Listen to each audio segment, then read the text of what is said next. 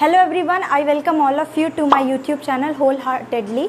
मेरा channel educational channel है। इस वीडियो में मैंने बहुत अच्छे से कोशिश की है कि मैं सारे इम्पॉर्टेंट वोकैब को फीचर करूं, जो कि मैंने एक इंटरव्यू से लिया है, जो कि प्रियंका चोपड़ा मैम के इंटरव्यू से लिया है। उसमें शॉर्ट क्लिप मैं आपको दिखाऊंगी और बिगिनर लेवल के लिए ये वीडियो होगा, जिसमें क्लिप देखेंगे, एक दो वर्ड होगा। So without any further ado, let's get started. Good afternoon, everyone. I'm gonna just keep it here. यहाँ पर आपको सीखना है गोइंग टू के कॉन्ट्रैक्शन वाले फॉर्म को, यानी कि शॉर्ट फॉर्म में जल्दी में अगर गोइंग टू को बोलना है तो उसको किस तरीके से, उसका कॉन्ट्रैक्शन वाला फॉर्म क्या होता है। सो गोइंग टू का कॉन्ट्रैक्शन वाला फॉर्म होता है गोना, जैसे कि लेट मी का होता है लेमी, वांट का होता है आई वांट टू का होता है आई वाना, वैसे ही गोइंग टू का होता है गोना। सो यहाँ पे मैम ने क्या बोला, आई am gonna just keep it here. तो जैसे उनके हाथ में शायद माइक या फिर ट्रॉफ़ी था, तो वो स्पीच देने से पहले बोलती हैं I am gonna just keep it here. So इस तरीके से स्पीडली फ्लुएंटली बोलने के लिए गोइंग टू को का कॉन्ट्रैक्शन फॉर्म हो जाता है गोना। तो इस तरीके से नेटिव स्पीकर्स भी यूज़ करते हैं, तो आप भी बोल सकते हैं आई एम गोइंग टू को आई एम गोना। बट याद रहे कि ये सिर्फ इनफॉर्मल वे में यूज़ होता है। इसको आप कोई भी राइटिंग, जब भी कुछ लिखते वक्त आप इसको नहीं यूज़ कर सकते हैं, यानी कि गोइंग टू को आपको गोइंग टू ही लिखना पड़ेगा, आप उसको गोना नहीं लिख सकते हैं। बट हाँ, ये ज़रूरी है क्योंकि इसको बोलते वक्त सभी लोग इसको यूज़ करते हैं फ्लुएंटली, नेटिव जैसा साउंड करने के लिए। तो गोइंग टू का कॉन्ट्रैक्शन होता है gonna. An age where girls should be enjoying their innocence. इस क्लिप से आपको सीखना है इनोसेंस वर्ड की मीनिंग। इनोसेंस बहुत ही बेसिक वर्ड है। इनोसेंस का मतलब होता है भोलापन। कोई अगर बहुत ही मासूम है, भोला है, तो उसके लिए वर्ड होता है इनोसेंस, यानी उस इंसान के अंदर इनोसेंस है। तो एग्जाम्पल क्या है, an age where girls should be enjoying their innocence. ऐसी एज जहाँ पर गर्ल्स को अपनी मासूमियत, भोलेपन को इंजॉय करना चाहिए। उस एज में वो क्या कर रही हैं, कुछ कर रही होंगी, कोई और अच्छा काम कर रही होंगी, बाकियों की हेल्प कर रही होंगी। सो इनोसेंस वर्ड को सीखना है भोलापन, यानी कि मासूमियत। And joys of their youth. Youth एक एब्स्ट्रैक्ट नाउन भी होता है और कॉमन नाउन के फॉर्म में भी यूज़ कर सकते हैं। सो मेनली आपको एब्स्ट्रैक्ट नाउन के फॉर्म में इसको समझना है कि एब्स्ट्रैक्ट नाउन क्या होता है। वो नाउन जो कि आपको एज या कंडीशन बताते हैं। तो यूथ क्या है, आपकी एज कंडीशन बता रहे हैं, आपका स्टेट बता रहे हैं कि आप जवान हैं, बुढ़े हैं या क्या हैं। सो यूथ से यहाँ पर आपको क्या सीखना है कि इसका सिंगुलर और प्लूरल फॉर्म दोनों ही यूथ होता है। सिंगुलर फॉर्म तो यूथ होता ही है, बट प्लूरल फॉर्म में यूथ्स नहीं बोलते हैं। इसमें आप एस या ई एस लगा करके कुछ भी ऐड करके आप इसे प्लूरल नहीं बना सकते हैं। आपको इसको यूथ ही बोलना होगा। अगर आप प्लूरल सेंस में यूज़ करेंगे, अगर कॉमन नाउन के फॉर्म में ये आएगा तो यूथ आर यूज़ हो जाएगा। और अगर ये एब्स्ट्रैक्ट नाउन के फॉर्म में आएगा, यानी ऐसा सेंटेंस जहाँ पे यूथ की एक स्टेट बताने के लिए ये यूज़ होगा, तो वहाँ पे आप इसको सिंगुलर के साथ यूज़ करेंगे, यूथ इज़ होगा। सो यूथ का यहाँ पे ध्यान, बाकी सी चीज़ें इग्नोर कर सकते हैं अभी के लिए, एब्स्ट्रैक्ट नाउन वगैरह जो भी मैंने बताया।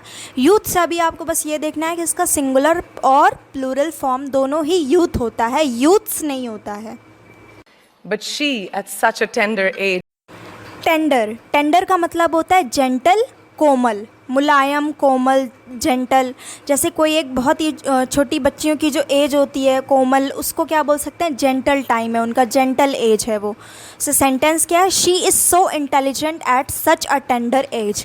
वो बहुत ज़्यादा इंटेलिजेंट है at such a tender as, यानी कि इतने नाजुक एज में भी वो बहुत ज़्यादा मतलब कि इंटेलिजेंट है। यानी कि मान लीजिए कोई बच्चा है 5-6 साल का, बट अपनी उम्र से ज़्यादा तेज है, इंटेलिजेंट है, तो क्या इसलिए यहाँ पे बोला गया है she is so intelligent at such a tender as. तो मैम ने टेंडर को यूज़ किया, अब आप उसको क्लिप देखकर समझ गए होंगे। और अब ये टेंडर की मीनिंग भी आपको इसी क्लिप से समझ में आ गई है, यानी कि tender means gentle, Komal. Understands the importance of being a voice for her peers and PEER, peer का मतलब होता है साथी। अगर बहुत सारे साथी हैं तो बोलेंगे पीयर्स। पीयर्स का मतलब आप अगर स्कूल में जो आपके क्लासमेट है वो आपके साथी हो गए, यानी कि साथी को इंग्लिश में पीयर्स बोलते हैं। She understands problems of her peers, यानी कि ये जो लड़की है वो अंडरस्टैंड यानी कि समझती है प्रॉब्लम्स को जो कि उसके पीयर्स यानी कि साथी को है प्रॉब्लम्स को। तो जैसे मैम ने यूज़ किया पीयर, वो क्लिप में आपने सेंटेंस देखा, वहाँ की एक वर्ड को यहाँ पे एक्सप्लेन किया और यहाँ पे एक अलग सेंटेंस, जिससे समझ में आ जाए कि इसको यूज़ कैसे करेंगे। Advocate for young girls and women around the world. Advocate का मतलब होता है सपोर्ट करना या फिर हेल्प करना या फिर स्पॉन्सर करना। जैसे कि यूट्यूब क्रिएटर्स को कोई स्पॉन्सरशिप मिलती है तो उसको बोलते हैं ना कि उन्होंने इस ब्रांड ने स्पॉन्सर किया है। तो स्पॉन्सर का मतलब कि एडवोकेट किया है, हेल्प किया है। क्यों? क्योंकि स्पॉन्सरशिप से क्रिएटर्स को पैसे भी मिलते हैं, तो इसलिए उसका नाम स्पॉन्सरशिप होता है। Sponsor, advocate. Advocate means support, help. They advocate young girls, यानी कि कुछ लोग हैं जो कि एडवोकेट सपोर्ट करते हैं यंग लड़कियों को स्कूल जाने में, आगे बढ़ने में। सो सेंटेंस है दे एडवोकेट यंग गर्ल्स। तो इस तरीके से इसको आप सेंटेंस में यूज़ कर सकते हैं। Who may not have the opportunities that us sitting over here have. Opportunities बहुत ही बेसिक वर्ड, जिसका मतलब होता है मौका, अवसर, यानी कि चांस। तो don't worry, one day you will get various opportunities, यानी कि चिंता मत करो, one day you will get various मौके, यानी बहुत सारे मौके मिलेंगे, अवसर मिलेंगे।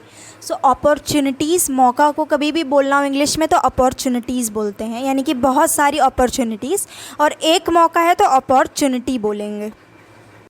So receiving this honor from a hero like her makes this so much more exceptional. So exceptional का मतलब होता है ख़ास। कोई चीज़ बहुत ही ज़्यादा इम्पॉर्टेंट हो, ख़ास हो, तो उसको इंग्लिश में बोलते हैं एक्सेप्शनल। यानी कि ये इंसान, कोई इंसान अगर ख़ास है तो बोलते हैं ये इंसान एकदम एक्सेप्शनल है।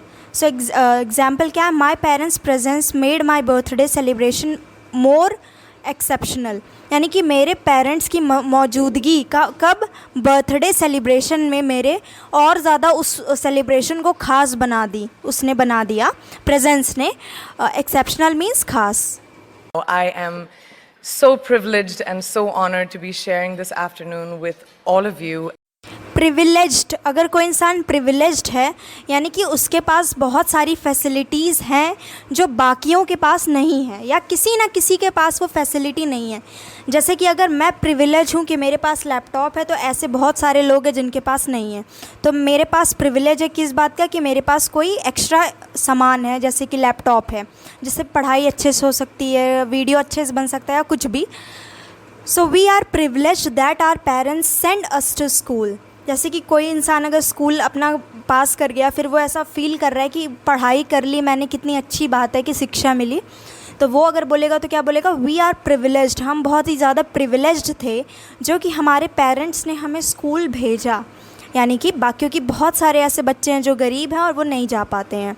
सो प्रिविलेज का मतलब ऐसी फैसिलिटी, कोई भी ऐसी फैसिलिटी आपके पास हो ना जो कि बाकी के पास नहीं है। And these incredibly amazing women that are being honored today. Women बोलते हैं जब को सिंगुलर में हमें बोलना होता है वुमेन, WOMAN, पर इसी का वुमेन का ही यानी एक औरत, और कई सारी औरतें हैं तो विमेन प्रोनाउंसिएशन हो जाती है। स्क्रीन पे आपको दिख रहा होगा वी बोलना है, फिर मैन बोलना है, वी मैन। विमेन इसकी करेक्ट प्रोनाउंसिएशन होती है, और इसका स्पेलिंग जो भी है देख सकते हैं, WOMEN, इसका प्लूरल फॉर्म में स्पेलिंग ये हो जाती है।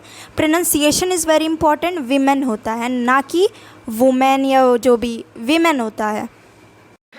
I'd like to extend my congratulations to each one of you. यहाँ पे आपको सीखना है कि अगर आप किसी को बधाई देते हैं तो आप किसी इंसान को सिर्फ कॉन्ग्रेचुलेशन नहीं बोल सकते हैं, ये गलत होता है। इसमें हमेशा एस लगाया जाता है, कॉन्ग्रेचुलेशंस ही बोला जाता है। कॉन्ग्रेचुलेशन कोई वर्ड नहीं होता, रॉन्ग होता है ये। सो कभी भी किसी को बधाई देनी हो तो कभी भी कॉन्ग्रेचुलेशन नहीं बोलते हैं, उसको बोला जाता है कॉन्ग्रेचुलेशंस।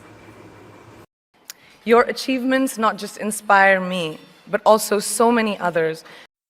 इंस्पायर मीन्स प्रेरित करना, यानी कि किसी इंसान को मोटिवेट करना। इंस्पायर, जैसे कि एंटरप्रेन्योर को देख वो अगर अच्छा काम करेंगे, अच्छा इनकम जनरेट करेंगे, तो उन्हें देख के बाकी लोग भी इंस्पायर होंगे, यानी कि प्रेरित होंगे। सो प्रेरित करना या प्रेरित होना, प्रेरित करना इसका इंग्लिश में मीनिंग होता है, मतलब वर्ड होता है इंस्पायर।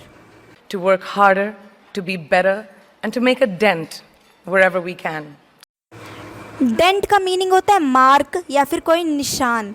तो यहाँ पर डेंट अगर आप किसी चीज़ में छोड़ जाते हो, अपने आर्ट में अगर आप अपनी कला में कोई डेंट छोड़ जाते हो, यानी कि आपने अपना निशान छोड़ दिया। यानी आप जैसे कि प्रियंका कोई एक्ट्रेस है, प्रियंका चोपड़ा मैम अगर अपने एक्टिंग के करियर में डेंट एक छोड़ के चली जाएँ तो इसका मतलब क्या है कि वो उनकी एक अलग ही एक अदा होगी जो कि बाकी यंग जनरेशन या जो यंग एक्ट्रेस आएंगे वो उस चीज़ को फॉलो करेंगे। यानी कि उन्होंने वो प्रथा चालू कर दी, मतलब एक ऐसी क्वालिटी जो सिर्फ उनमें है एक्टिंग करते वक्त। तो उस वो एक क्या है, एक स्पेशल निशान है, अपना छाप छोड़ गई इस एक्टिंग के करियर में।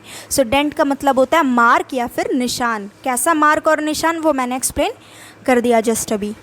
So I'm very, very proud to be standing alongside of you. Alongside means पास या फिर next to something। अगर बोलना है कि I am standing along you, यानी कि मैं तुम्हारे बगल में खड़ा हूँ, यानी I am standing next to you. किसी भी चीज़ के बगल में को इंग्लिश में बोलते हैं along side. I was born to incredible parents, amazing parents who served as doctors in the Indian Army. Incredible means amazing, unbelievable. कोई चीज़ बहुत ही ज़्यादा चकित कर देने वाली है, मतलब पॉजिटिव सेंस में कोई चीज़ बहुत ही ज़्यादा अच्छी है कि आपको यकीन ना हो कि कोई ऐसा भी हो सकता है। कोई इंसान मान लीजिए इनक्रेडिबल है तो आप बोलते हैं इनक्रेडिबल, यानी कि अनबिलीवेबल। तो इन्होंने क्या बोला कि I was born to incredible parents, यानी कि इनक्रेडिबल यानी अमेजिंग, अनबिलीवेबल।